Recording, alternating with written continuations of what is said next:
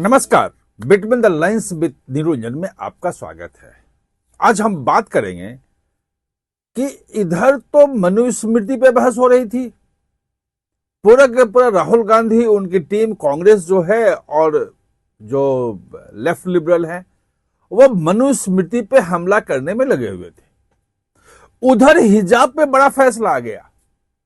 Allahabad high court ने हिजाब पे बड़ा फैसला दिया और ये फैसला जो है हाई कोर्ट का महत्वपूर्ण इसलिए है कि पहले सुप्रीम कोर्ट इस पे कोई फैसला दे नहीं पाई थी। दो जज एक हिजाब के पक्ष में, एक हिजाब के खिलाफ। अब वो बड़े बेंच में है, सुप्रीम कोर्ट में जब आएगा तब आएगा। ये जो है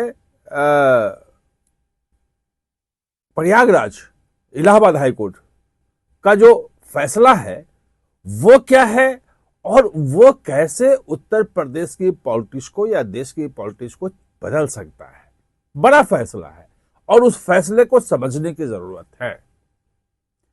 तो दरअसल क्या हम लोग मनुस्मृति में लगे थे कि मनुस्मृति में औरतों को ये है वो है। पहले समझाया कि मनुस्मृति क्यों मुद्दा बन रहा है, उसके पीछे क्या कारण है, महिलाओं का कांग्रेस क्यों उठा रही है, उसको बड़ा मुद्दा बनाने की कोशिश कर रही है। लेकिन हिजाब वाला मुद्दा जो था वो लग रहा था कि सेटल हो गया है।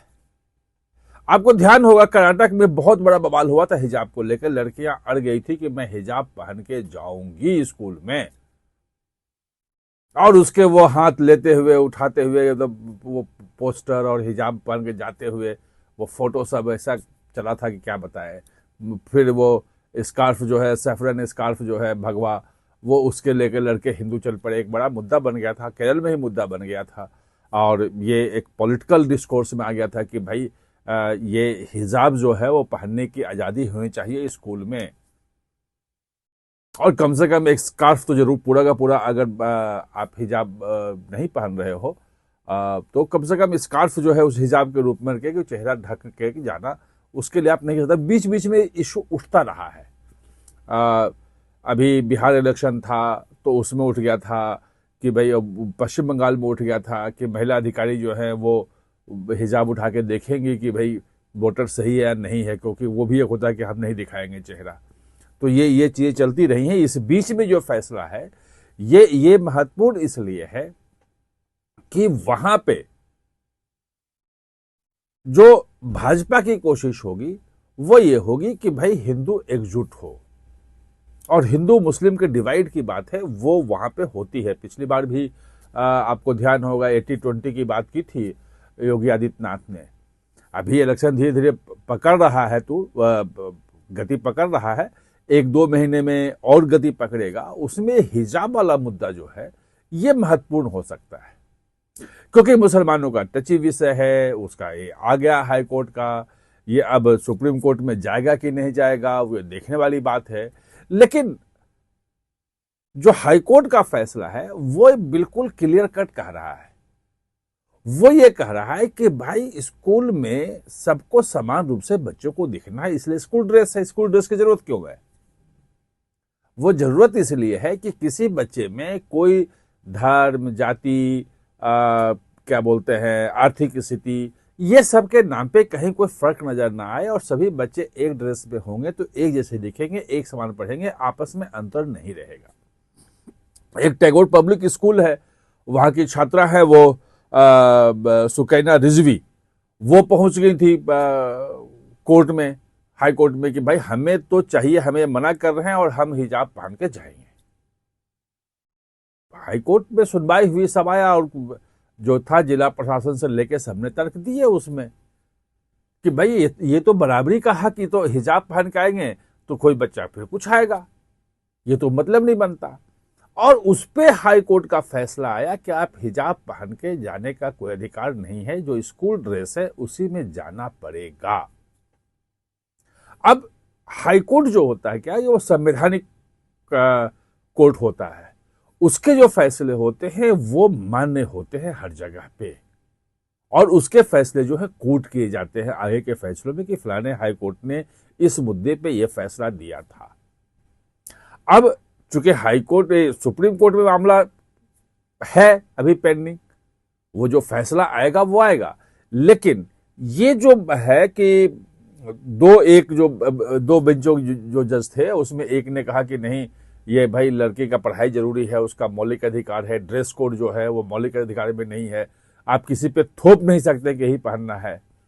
और उसका अगर मजहब याद देता है, कुछ लड़कियां पहन लेती हैं हिजाब, तो क्या फर्क पड़ता है, उसकी पढ़ाई ज्यादा महत्वपूर्ण है या हिजाब पहनना ज्यादा महत्वपूर्ण है। और अगर हिजाब के मजबूरी के कारण कुछ लड़कियां नहीं पढ़ पाती हैं तो ये गलत होगा, और पढ़ाई जो है वो ज्यादा जरूरी है, इसलिए वो अलग अलग फैसले हैं, अलग अलग चीजें हैं।